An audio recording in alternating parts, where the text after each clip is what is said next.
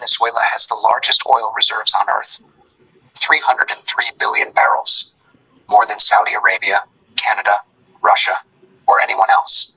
Yet for the past decade, Venezuela's economy has been in absolute freefall, hyperinflation, mass emigration, political chaos. The country sits on more oil than almost anyone, yet it's one of the poorest nations in the Western Hemisphere.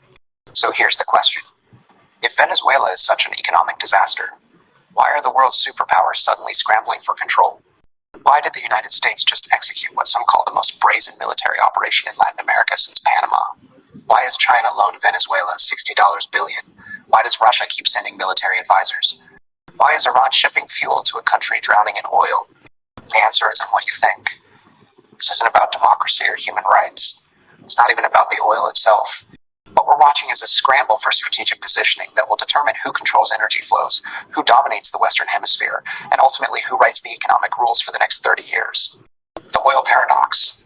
On paper, Venezuela should be swimming in wealth. The country sits on 17% of the world's proven oil reserves, enough to supply the entire planet for about 9 years. Saudi Arabia has 267 billion barrels. The US has 145 billion. Venezuela has 303 billion. But Venezuela produces only 1 million barrels per day, less than 1% of global crude production. Saudi Arabia produces nearly 10 million barrels daily. The US produces 13 million. Even war-torn Iraq produces over 4 million. Venezuela, with the biggest reserves on Earth, is barely a blip on the global supply radar. The problem? Most of Venezuela's oil is heavy crude. Think of pumping peanut butter through a straw versus water. Light crude flows easily, simple to extract, refine, and transport. Heavy crude is thick, viscous, loaded with sulfur. You have to heat it, dilute it, use specialized equipment just to get it out. Then most refineries can't even process it without blending it with lighter crude. Industry experts estimate that over 2/3 of Venezuela's reserves require prices above $100 a barrel just to break even. Right now, oil trades around $70, $80. Most of Venezuela's 300 billion barrels are economically worthless at current prices. But it gets worse. Even if oil prices shot up tomorrow, Venezuela couldn't capitalize because the infrastructure is falling apart. Under Hugo Chavez and Nicolas Maduro, state oil company PDVSA was systematically gutted. In 2002, Chavez fired 18,000 PDVSA workers who went on strike overnight, losing massive technical expertise. Engineers, geologists, refinery operators were replaced with political loyalists who knew nothing about running an oil industry. Today, facilities are crumbling. Chronic electricity shortages shut down production. There's no money for spare parts or maintenance. Oil wells sit idle. Refineries operate at a fraction of capacity. Analysts estimate it would take $180, $200 billion over a decade just to restore production to 1,990 seconds levels. Even with that investment, you're looking at 5 to 10 years minimum before major increases. So if the oil is this difficult and expensive, why is everyone fighting over it? Because this was never about the oil itself. It's about what control represents. China's strategic foothold. China has loaned Venezuela approximately $60 billion over 2 decades, making Venezuela the single largest recipient of Chinese lending in Latin America. But here's the thing. They don't desperately need Venezuelan oil. Venezuela's shipments to China average 600,000 barrels per day, only 4% of China's total oil imports. China imports more from Russia, Saudi Arabia, and Iraq. So why the $60 billion? Strategic positioning. China isn't buying Venezuela's oil, they're buying a foothold in the Western Hemisphere. With the Belt and Road Initiative, China builds ports in Africa, finances infrastructure in Southeast Asia, creating networks of economic dependencies. Venezuela has Belt and Road's presence in America's backyard. China and Venezuela have signed over 600 cooperation projects covering oil, mining, agriculture, telecommunications, even military cooperation. When 80% of Venezuela's petroleum exports go to China, that's not business, that's economic capture. The United States has spent a century enforcing the Monroe Doctrine. The Western Hemisphere is America's sphere of influence. When China pumps $60 billion into Venezuela and takes control of oil exports, they're directly challenging American hemispheric dominance. Venezuela isn't an oil play for China, it's a geopolitical chess move, and the US knows it. Russia's military theater. Russia isn't trying to buy Venezuela economically like China. They're using Venezuela as a military signaling device. Venezuela owns advanced Sukhoi fighter jets purchased from Russia. Russian military advisors train Venezuelan forces. Every few years, Russia deploys strategic bombers to Venezuela, reminding the US they can project power into the Western Hemisphere too. Pay attention to when Russia increases visibility in Venezuela. In 2008, before invading Georgia. In 2014, before annexing Crimea. In 2022, before invading Ukraine. For Russia, Venezuela is a pressure point, a way to create complications for the US in its own backyard, forcing America to split attention and resources. After the recent US operation, Russian officials publicly condemned it. But privately, some Russian analysts suggest Russia might actually approve of the precedent, because if the US can openly assert sphere of influence dominance, it legitimizes Russia doing the same in Eastern Europe. The axis of pariahs. Iran has been sending refined fuel, spare parts, and technical expertise to Venezuela for years. In return, Venezuela provides financial support and allegedly allows Iranian drone manufacturing facilities on Venezuelan soil.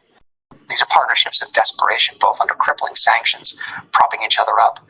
Cuba relies on Venezuela for the majority of its energy supply, receiving tens of thousands of barrels at subsidized rates. In exchange, Cuba provides security expertise. Cuban intelligence officers help Maduro maintain surveillance and control. Without Venezuelan oil, Cuba's economy collapses. Without Cuban security, Maduro's grip weakens. This is an axis of pariah states: Venezuela, Iran, Cuba with Russian and Chinese backing.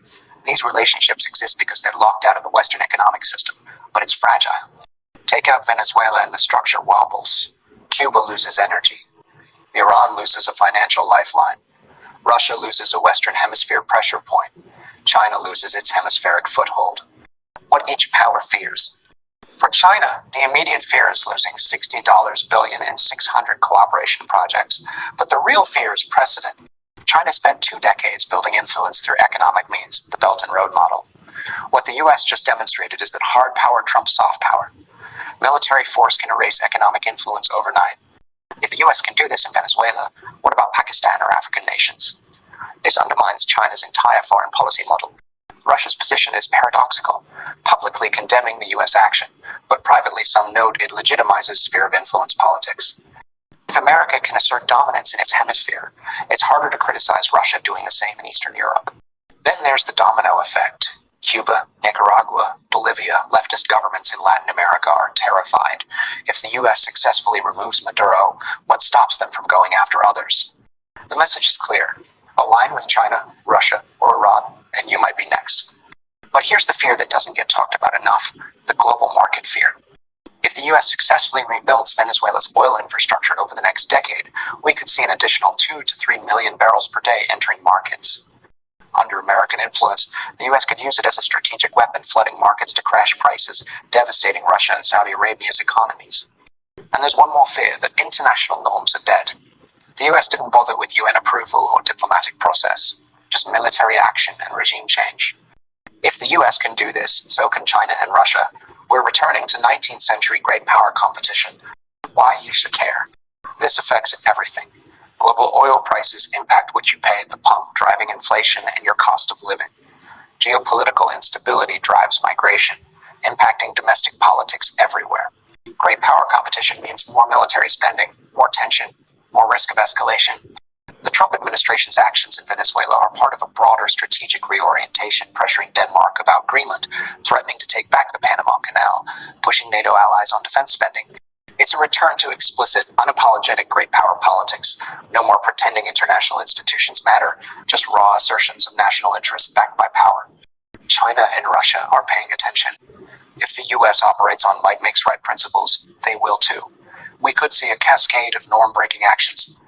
We might be entering a permissive environment where major powers ignore rules and everyone grabs what they can. The bottom line. Venezuela's oil is valuable not because of what it produces today, less than 1% of global production. Strategically, it's priceless. Control means controlling the largest oil reserves on Earth, denying access to rivals, and positioning for a future where energy security determines geopolitical power. 4 major powers had conflicting visions. China wanted a Belt and Road showcase, Russia wanted a pressure point, Iran and Cuba wanted a lifeline. The US wanted it back in the American sphere with rivals eliminated. What just happened resolved that conflict in America's favor but set a precedent reverberating globally. The precedent. Great powers can use military force to secure strategic interests in their spheres, and international law won't stop them. If you have power, you make the rules. If you don't, you live by someone else's. The world doesn't fear Venezuela's oil because of how much there is. The world fears it because of what control represents, the ability to shape energy markets, strategic positioning, and the difference between a rules-based order and a might makes right free-for-all. The next time you hear politicians talking about Venezuela, democracy, or humanitarian concerns, ask yourself, who really gains control of the oil? Who benefits from excluding rivals? What's the strategic calculation underneath the rhetoric? Because nothing about this crisis is random. It's about energy, money, and power. Always has been, always will be. Venezuela is the test case. The world is watching, and whatever precedent gets set here will echo for decades.